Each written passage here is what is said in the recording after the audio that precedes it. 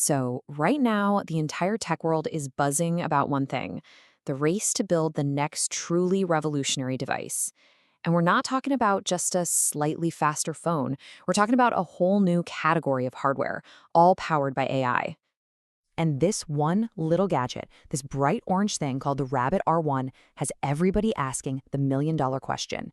Is this the device that's finally going to change how we interact with technology? Could this be the iPhone of AI?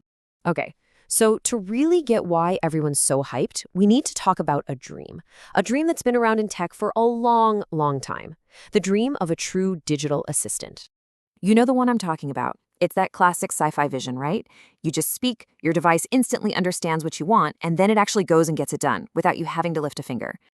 But let's be real. The reality is, well, it's this, a mess. We want to order some food, book a ride, check our email, and for every single one of those things, we're unlocking our phone, swiping through pages, and hunting for the right app. The dream is a simple conversation. The reality is this maze of taps and swipes. So, how do we get from that messy reality to the dream? Well, that brings us to two very different attempts to build this new kind of dedicated AI hardware. First up, you had the Humane AI Pin. Super expensive, you needed a subscription, and its goal was crazy ambitious: to completely replace your phone. And then you've got the Rabbit R1, which took the total opposite approach. It's way more affordable, and it's designed to assist your phone, not get rid of it. And these two very different ideas are really at the heart of this whole AI hardware race. And Humane's launch, oof, it was a perfect example of just how tough this is to pull off. Their pitch was just confusing. It was summed up perfectly by this super vague quote from an interview. It really felt more like a cool idea than a practical tool that actually solved a real problem.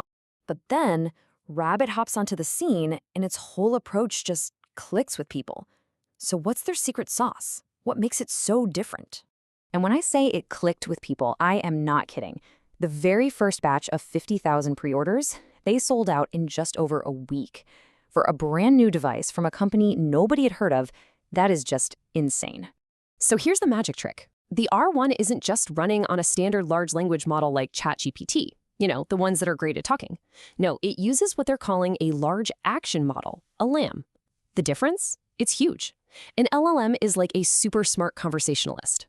A LAM, it's a doer. It's an assistant that can actually go push the buttons in your apps for you. And the really key part is, it's designed to learn by watching how people use those apps. So, in practice, here's the pitch.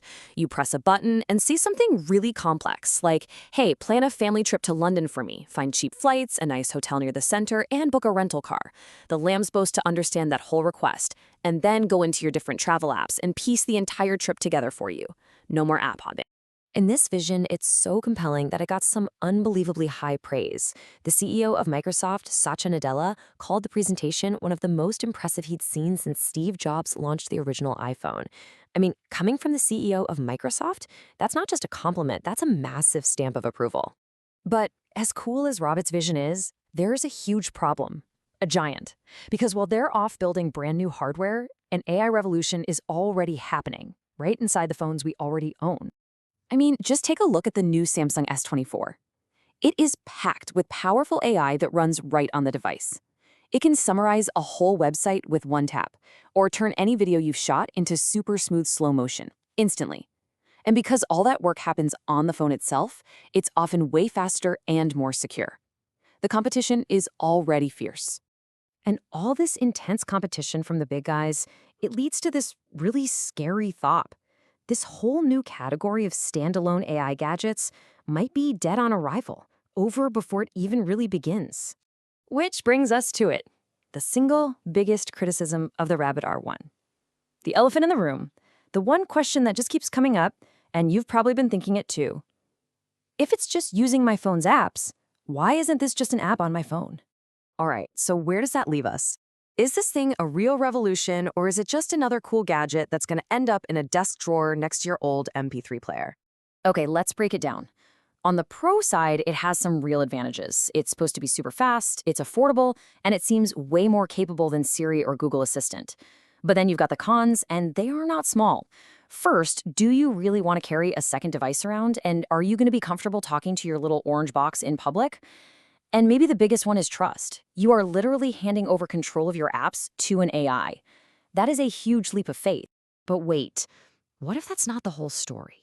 What if there's a secret weapon here, a hidden advantage that almost everyone is missing? And it all comes down to its ability to learn. So I want to leave you with this one last thought, this kind of mind-bending idea. What if the Rabbit R1 isn't really just a product? What if those first 50,000 people who bought one are actually a giant, decentralized army of AI trainers? Think about it.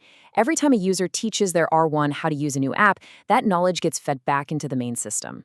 This could create an AI that, with just a simple software update, becomes the single best system in the entire world at using any digital service. And if that's the case, suddenly, this isn't just a $200 gadget. It's the seed for something way, way bigger.